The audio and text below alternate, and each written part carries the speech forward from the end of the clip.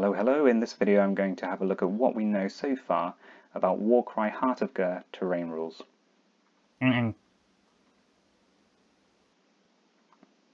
Okay, so Warhammer community have previewed the Heart of Ghur box quite a lot at this point, and it looks very likely it's going to appear probably this weekend for pre-order. In fact, I just had a look, and Red Harvest has come off the website in the last 24 hours, so that's a pretty big hint that it is on its way, and it's on its way imminently. So just to touch on this really briefly, we've got these 4 larger pieces, which are known as gnarlwoods, and I'll have a look at those in more detail in a moment. And we've got 10 pieces of scatter terrain here, and 4 bridges. So that's what you're getting in the box. It is really wide and open by Warcry standards. Traditionally you'd have larger pieces blocking line of sight, and this sort of suggests to me that a fast warband or a shooty warband is going to do really well. And for a good video where this is covered in more detail, you can check out the Salty Sea, so I'll pop a link in the comments for that. So yeah, so these are the gnarlwoods. They are predatory, they will eat things, but they will digest them over a really long period of time, so long enough that you can strap a load of bamboo to it and build a little structure. So kind of deadly, but not super deadly, so it's really interesting to see how these play out in the game. Just a quick note as well, this rumour engine here, this horn was thought to be a Beast of Chaos thing, and Beast of Chaos haven't had much love for a long time. Turns out it's not, so sorry Beast of Chaos players, but hopefully there's something on the way for you. Also, just throwing this out there, how good would these look painted like the creatures from John Carpenter's The Thing? I mean, look at it, it'd be gruesome. Anyway, I might try that in a future video there. So yeah, onto the scatter terrain. We do have some official rules for these. So the rope ladders. So we've got a rule cutting the ropes. So I'll just read this out. A fighter that's within 1 inch of a rope bridge, but not on it, can attempt to destroy it as an action. If they do so, roll 3 dice and add 1 to the score of each roll if the fighter is a monster, or has any melee weapons with a strength characteristic of 5 or greater. If 1 roll scores a 6+, the rope bridge is damaged. If 2 or more rolls score 6+, the rope bridge is destroyed.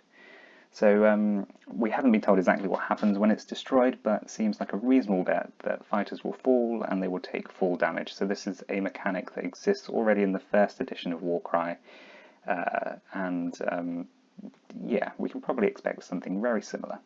The only other rule that we've got at the moment is also for a piece of scatter terrain, so it's basically that if it's painful to clamber over these ribs. They call these out specifically in the article. It might be that some of these other pieces of bamboo maybe cause damage in a similar way. So similarly, this is a mechanic that we've also seen in Warcry before. So certain terrain was known as sort of lethal or deadly terrain. It was loads of spikes in the first kit, which were then replicated over catacombs. I think that this brew also appeared in Red Harvest.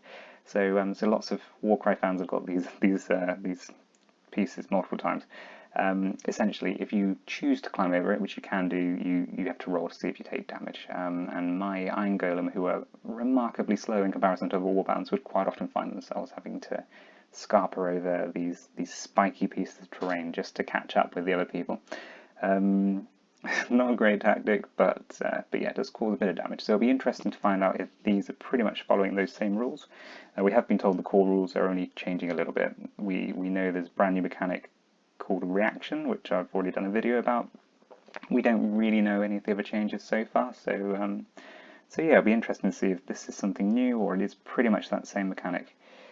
Also, something that I've picked up on, each one of these pieces is in the box twice, so if you're picking up this box set from a modelling standpoint or painting standpoint, just to kind of forewarn, you are going to be getting 2 of each of these pieces, which doesn't represent a huge amount of variety when you compare it to the previous Warcry box sets. So not only is this going to be quite open, not necessarily a bad thing if they're changing the rules, it's also got a lot of duplicated pieces in there. So you've essentially got those 4 larger tree pieces, and then you've got these 5 scatter pieces repeated.